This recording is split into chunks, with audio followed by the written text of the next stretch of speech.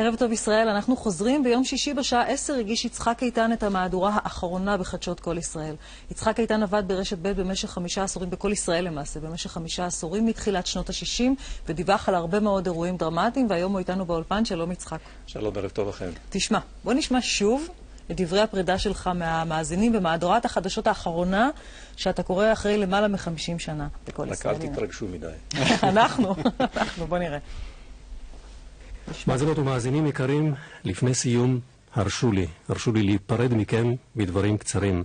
לאחר 5 עשורים של שידורים בקולי, הגיע יומי לפרוש לגמלאות, וכך אני עושה. כאן אני נפרד לשלום מכולכם. ממני יצחק איתן, שבת שלום, שנה טובה, חג סוכות שמח, והעיקר רק חדשות טובות, לו יהי. זה סוף החדשות מכל ישראל. וואו.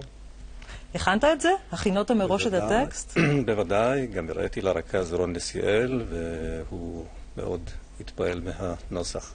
כמה התרגשת? עד כמה התרגשת באותו רגע? מאוד.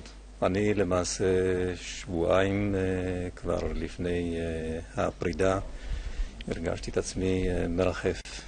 מרחף? כן, כשיקור ולא מיין. ופשוט זה היה השיא באותו יום. אנחנו מתעכבים על תכונת ההתרגשות והאופן שהיא באה לכדי ביטוי בקולך, כי זה משהו שמאוד נמנעת ממנו במשך כל השנים כשאתה בעצם מקריא מהדורות חדשות. בהחלט. אני קראתי מהדורות חדשות שהיו בהם כל מיני נימות ואווירות, מהן כאלה עצובות, מהן קצת שמחות, וידעתי להתאים את עצמי לאווירה שלהן. ולכן גם הייתי מאופק, וקראתי כל מהדורה על פי הבנתי, כך צריך לקרוא. אילו ידיעות ששידרת במשך כל כך הרבה שנים לא תשכח אף פעם? היו הרבה מאוד. אני לא תיעדתי אף מאורע. אבל כמה בולטות ככה? אבל כמה בולטות. אני כבר רשמתי לעצמי, אבל בולטות מאוד. זה היה בשנת 1970. קראתי את המהדורה שבה אני בישרתי בשם ראש הממשלה גולדה מאיר בחדשות על כניסת הפסקת האש לתוקפה בעוד כמה שעות. במלחמת ההתשה. במלחמת ההתשה. ואני צפיתי אחר כך בשידור במבט בערוץ אחד את החיילים כשהם מצטופפים עשרות רבות מסביב לטרנזיסטור ושומעים את החדשות מפי וצוהלים משמחה, וזה פשוט מילא אותי חדווה בגיל. ומהדורה אחרת הייתה שקראתי עם סיום מלחמת יום הכיפורים, שבחלקה הייתה שמחה והחלק האחר היה עצוב, שבו היה מספר החללים שנפלו בחזיתות.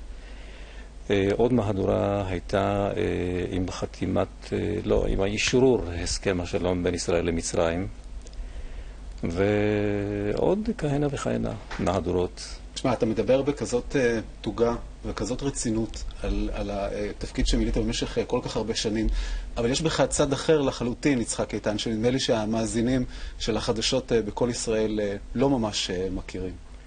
מי ששמע אותי בתוכניות פורימיות למיניהן לפני כמה שנים, ודאי יזכור את התוכניות האלה.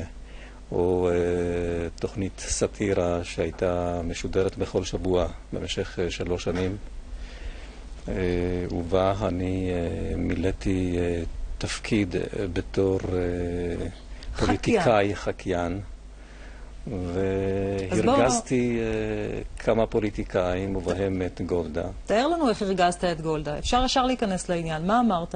כן, אני אמרתי כל מיני דברים, אבל התגובה שלה הייתה פעם אחת חריפה, משום שהגיעו מים עד נפש לדבריה, והיא כתבה מכתב חריף למנכ"ל רשות השידור דאז, שמואל אלמוג, זיכרונו לברכה. מה אמרת, יצחק? אתה יכול למעננו לשחזר את החיקוי הזה של גולדה? אני ממש לא, כי היו הרבה חיקויים, אבל אני יכול רק שנתרשם מהיכולת, בכל זאת. אני יכול לצטט אולי מתוך המכתב שהיא כתבה, והיא אמרה, מי זה שם מבזבז את הזמן שלו?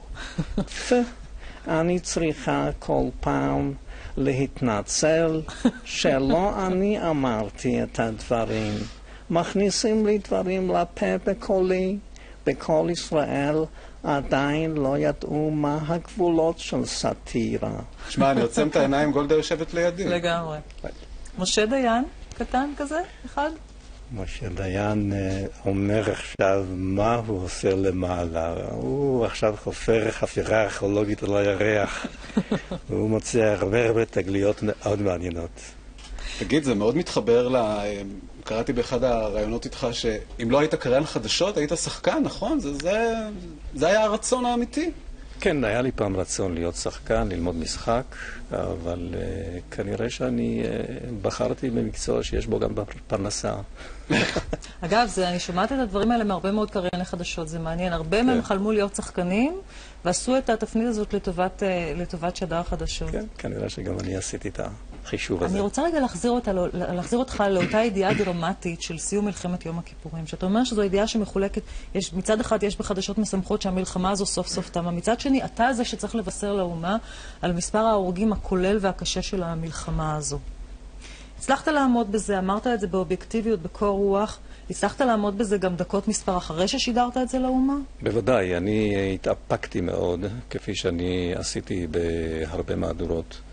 התאפקתי מאוד וסיימתי את המהדורה, ואחר כך פרשתי לצד והזלתי דמעה כמו כל בן אנוש, וכך העברתי את כל המשמרות.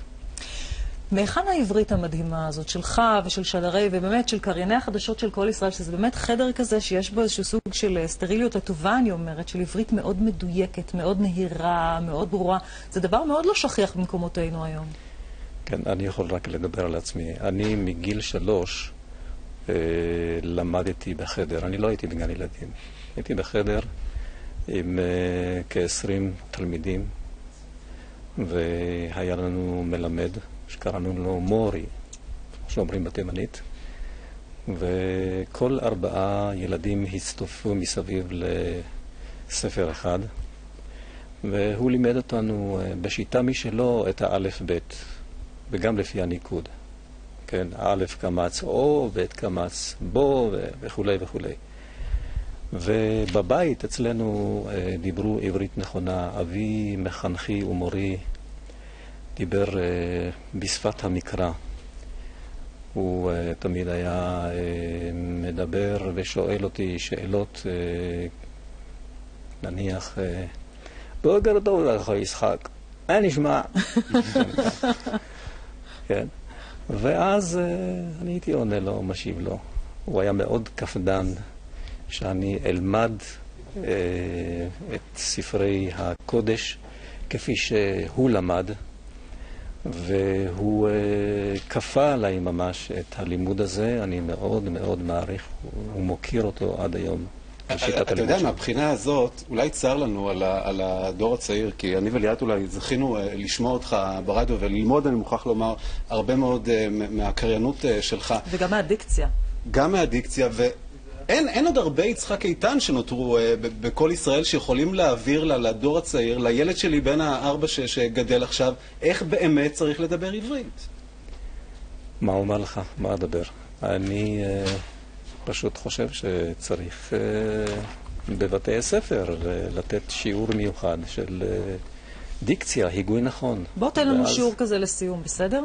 יש לנו כאן את מהדורת החדשות של השעה 6. כן. שלכם, כן. מכל ישראל. אצלנו אתה לא נפרד, אתה עדיין כאן. ואם אתה מוכן, אז ברשותך ניפרד איתך עם עדכון החדשות מפי יצחק איתן, בבקשה. בבקשה.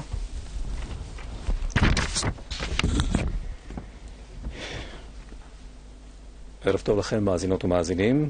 העדכון לשעה זו. בטהרן נמשכו אחר הצהריים ההפגנות נגד המשטר בשל המשבר הכלכלי. עוד התקפה מקוונת על מערכות המחשב של איראן.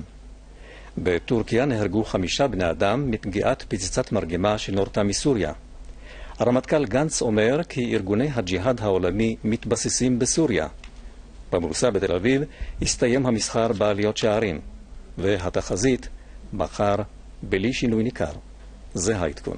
זה היה גם הדרן מפיו של יצחק איתן לצופי ערב טוב ישראל. יצחק איתן, תודה רבה לך שבאת. תודה רבה לכם ולצופים. ובהצלחה בקריירה הבאה שלך, תודה רבה לך. תודה.